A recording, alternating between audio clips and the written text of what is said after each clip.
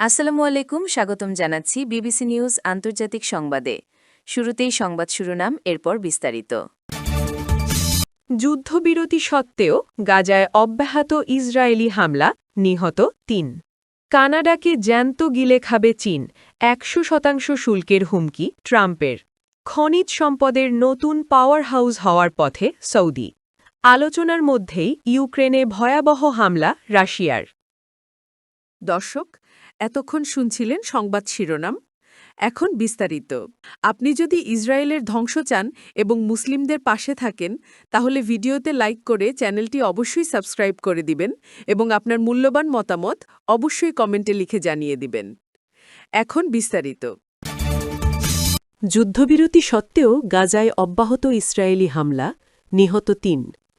যুদ্ধবিরতি কার্যকর থাকার পরও ফিলিস্তিনের গাজা উপত্যকার বিভিন্ন এলাকায় হামলা চালিয়েছে দখলদার ইসরায়েলি বাহিনী। এতে ২ শিশুসহ ৩ ফিলিস্তিনি নিহত হয়েছেন। ড্রোন হামলা ও গুলিবর্ষণের এসব ঘটনায় আরও কয়েকজন আহত হয়েছেন বলে জানিয়েছে চিকিৎসা সূত্র ও প্রত্যক্ষদর্শীরা।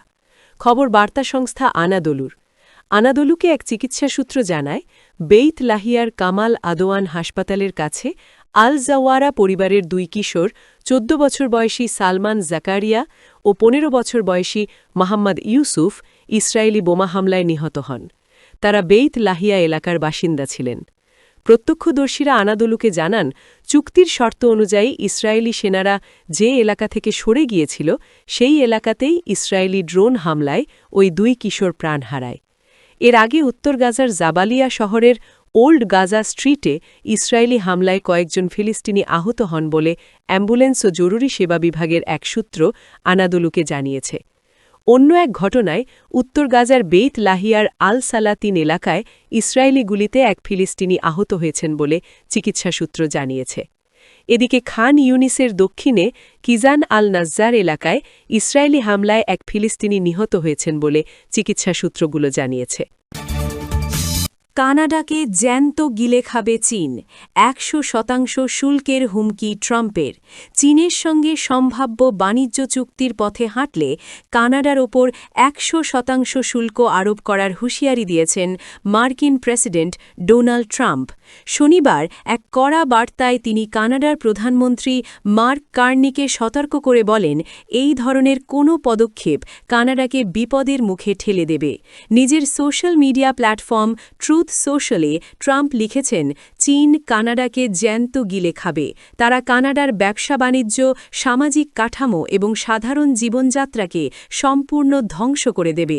তিনি আরও স্পষ্ট করে জানান, কানাডা যদি চীনের সঙ্গে কোনো চুক্তি করে তবে অনতিবিলম্বে মার্কিন যুক্তরাষ্ট্রে প্রবেশকারী সমস্ত কানাডিয়ান পণ্য ও সামগ্রীর ওপর ১০০% শুল্ক আরোপ করা হবে।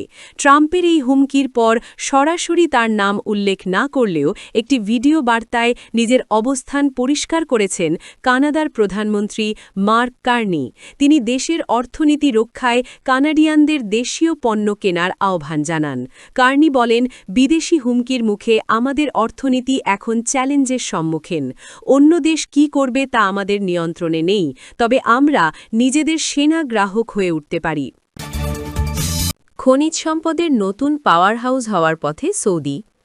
তেলের উপর নির্ভরশীলতা কমিয়ে অর্থনীতিতে বৈচিত্র্য আনতে এবার খনিজ সম্পদের দিকে ঝুঁকেছে সৌদি। দেশটির দাবি, তাদের ভূগর্ভে প্রায় $২.৫ ট্রিলিয়ন সমমূল্যের বিপুল খনিজ সম্পদ মজুদ রয়েছে।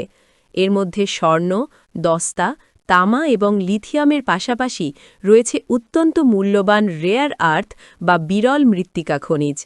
এই খনিজগুলো বৈদ্যুতিক গাড়ি, উইন্ড টারবাইন থেকে শুরু করে কৃত্রিম বুদ্ধিমত্তা এবং আধুনিক সামরিক সরঞ্জাম তৈরির অপরিহার্য উপাদান।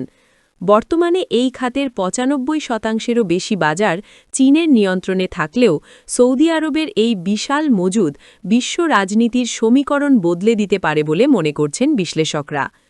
রিয়াদে অনুষ্ঠিত ফিউচার মিনারেলস ফোরামে বিশেষজ্ঞরা জানিয়েছেন, চীন কয়েক দশকের কৌশলগত বিনিয়োগের মাধ্যমে এই খাতে বর্তমানে যুক্তরাষ্ট্রের চেয়ে অনেক বেশি এগিয়ে আছে। তবে সৌদি আরব গত কয়েক বছরে খনিজ অনুসন্ধান খাতে তাদের বাজেট ৫৯৫% বাড়িয়েছে।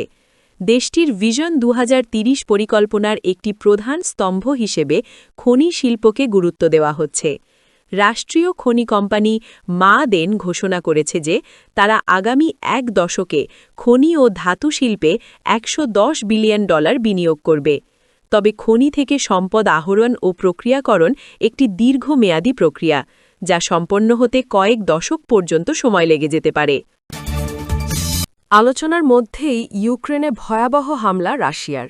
সংযুক্ত আরব আমিরাতে যখন যুদ্ধ অবসানের লক্ষ্যে ইউক্রেন, রাশিয়া ও যুক্তরাষ্ট্রের মধ্যে উচ্চ পর্যায়ে ত্রিপক্ষীয় আলোচনা চলছে, ঠিক তখনই ইউক্রেনের 2 বৃহত্তম শহর কিয়েভ ও খারকিভে ভয়াবহ হামলা চালিয়েছে রুশ বাহিনী।